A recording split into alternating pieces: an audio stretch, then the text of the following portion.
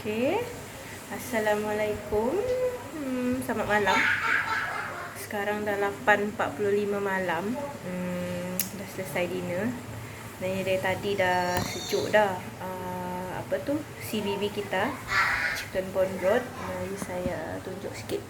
Sebenarnya saya dah okey, macam ni kan, dah di toast. Nampak dah. Okey. Boleh nampak tak dia punya air tu? Itu yang kita nak. Jadi proses dari pagi tadi sampai ke sekarang, sebenarnya target kita nak dia punya air tu. Okey, itu kita nak dia punya broth.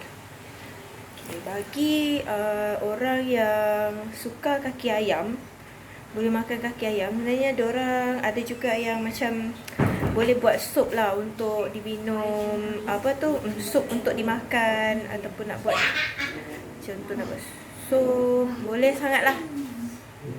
Sedap jugalah.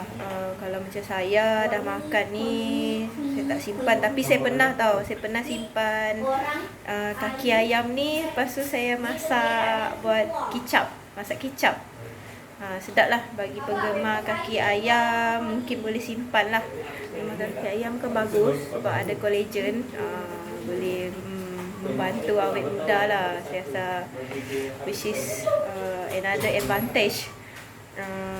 Kenapa kita boleh ataupun kelebihan bila mengamalkan CBB ni dalam kehidupan seharian, lebih-lebih lagi kalau menggunakan kaki ayam. Jika itu tidak menjadi sasaran ataupun tidak menjadi mungkin dah makan collagen, saya tak perlulah nak makan kaki ayam untuk dapatkan collagen tu, no harm. Guna je lah apa-apa tulang, macam tulang rangka yang saya cakap pagi tadi lah, boleh, tak ada masalah. Jadi sekarang kita toast ni sekejap. Okey. Sekarang untuk nak tahu macam mana nak menyimpan kan. Nampak tak? Biasanya saya nak tunjuk sikit lah tekstur chicken bone broth tu. Siap. Okey, nampak? Okey, dia kalau pegang memang rasa sticky lah. Nampaklah minyak-minyak tu semua kan. Berminyak juga dia ni sebenarnya. Nampak tak warna dia memang macam ni lah, gelap-gelap sikit.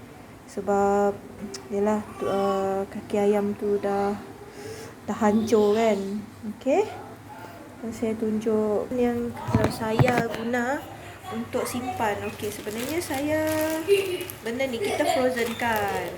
Saya frozenkan. So saya akan letak dalam plastik aiskrim sebenarnya. Kita perlukan corong sebab kita nak masukkan nanti. Dan kita perlukan penyukat. Okey, untuk sukatan ni terpulang suka hati ikut masing-masing. Nak letak banyak ke dalam satu ni ataupun satu muat penuh macam ni ke, terpulang ikut masing-masing. Sebabnya tak ada, kalau macam saya, kalau macam sup, saya letaklah yang panjang penuh macam ni kan. Tengok kuantiti yang kita masak. Tapi andai kata contohlah kita masak sawi macam tu kan, kita tumis sawi yang masak biasa tu kita kan biasanya dah goreng-goreng, kita kan letak air. So kita tak payah letak air, kita letak ni saja, nanti lama-lama dia akan cair tu. Jadi dah jadilah macam basah-basah lah sawi kita yang kita goreng tu tadi. Okey, another cara penyimpanan juga. Sebelum ni saya pernah guna benda ni, ice cube. Ini tempat simpan ice cube. Tapi kalau kamu orang, yang ni pun tak susah sebenarnya. Bila kita tuang je nanti kat sini kan, then bila kita nak guna, kita just so kita just macam nanti ambil lah berapa cube yang kita perlukan untuk masak. Tapi kalau simpan dalam ni, make sure yang ada tutup lah. Sebab kita nak jaga dia punya kebersihan. Sebab nanti kan bila kita letak kat sini, kita akan macam selalu keluar lah kan, betul tak? Tapi tak payahlah lama-lama keluar kan, sebab dia sekejap je cair. Lagi-lagi kalau saiz dia kecil macam ni. Sebelum ni saya simpan dekat sini. Tak susah juga, depends. Tapi cuma saya rasa kelebihan menggunakan plastik aiskrim adalah jimat ruang peti sejuk saya. Saya ada peti sejuk yang saya biasa saja. So jimat ruang. So kalau macam dalam macam ni kan, so simpan mudah. Kalau ini, okay, bila untuk sekali buat ni, satu ni tak, sebenarnya saya ada 3 benda ni, just untuk buat satu kali chicken bomb broth ni, 3 set benda ni. Dan kadang-kadang memang lebih, maksudnya tak muat lah.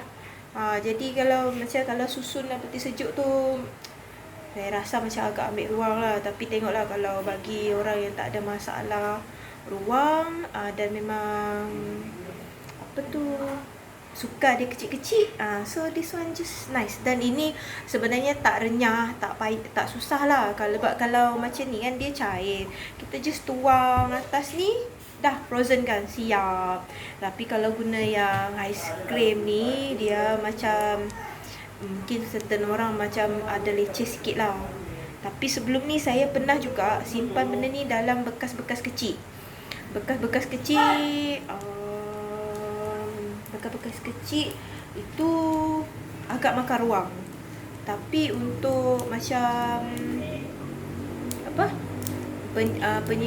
nak store dia nanti semasa kita nak guna pun tak menyusahkan, tak lama. Maksudnya kalau lupa nak keluar ke pun tak ada masalah. Macam contohlah yang ini kan, kalau saya lupa, macam saya masak, saya nak letak ni, sejurus nak letak ni, saya tak keluar pun, siap-siap tak, saya potong je kat tengah-tengah ni, betul letak. Kadang-kadang saya potong ujung dia.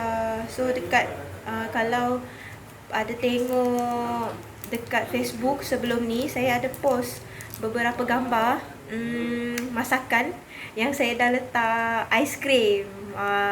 Aiskrim yang saya maksudkan tu adalah inilah. Ini dia. Tapi hari ni saya tak dapat lah nak tunjuk yang ready sebab saya punya stok dah habis sebenarnya. So that's why saya kena buat hari ni juga. Okay. Lepas ni saya akan tunjuk pula bila yang saya dah siap packing lah. Okay. Thank you. Stay tune. Okay. Tada. Ini dah siap. Saya dah siap packing macam ni. So, okay, yang ini dia ikut sukatan ni, saya guna dia 60 ml. 60 ml dalam ni.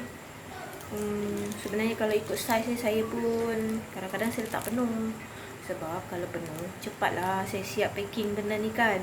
Kalau macam ni, tapi kelemahan dia pula, saya guna macam cepatlah habis. Macam seminggu sekali saya kena readykan balik. Jadi kalau macam ni, sedang-sedang, tak banyak sangat. Separuh plastik aiskrim tu lah, tak banyak sangat, tak juga sikit sangat. Macam tu. Lepas tu dah siap dalam macam ni, kita just frozen lah, letak dekat tu. Kalau ada yang nak tahu pasal expired date, pada saya lah, kalau benda yang kita frozen kan, dan kita sekali guna macam ni kan, keluar bukan yang masukkan balik. Jadi saya rasa tak ada masalah. Lagipun so far belum sempat lagi saya punya CVB dalam peti sejuk sampai sebulan, tak adanya. Saya paling ingat pun paling lama lah boleh bertahan kalau macam ni, saya jimat-jimat guna pun dalam 2 minggu saya mesti akan prepare balik. Okay, saya rasa tu saja perkongsian kali ini. Saya nak ucap terima kasih pada yang request lah. Sebab jika anda yang request tu tak suggest, saya takkan buat benda ni sebenarnya. So saya mendapati saya enjoy buat benda ni, saya gembira sebab dapat share benda yang baik lah, especially pada orang yang ada anak kecil. Saya memang sangat-sangat suggest. Even kita yang dewasa ni kan, why not kita berubah demi menggunakan perasa yang lebih sihat, kita sendiri sediakan. Tak payah beli Maggi cube dah. Betul tak? So terpulang masing-masing. Saya sekadar berkongsi untuk menerima benda ini terpulang kepada individu tersendiri. Sebab saya percaya setiap orang ada dia punya keperluan dan kepentingan yang tersendirilah. Depends.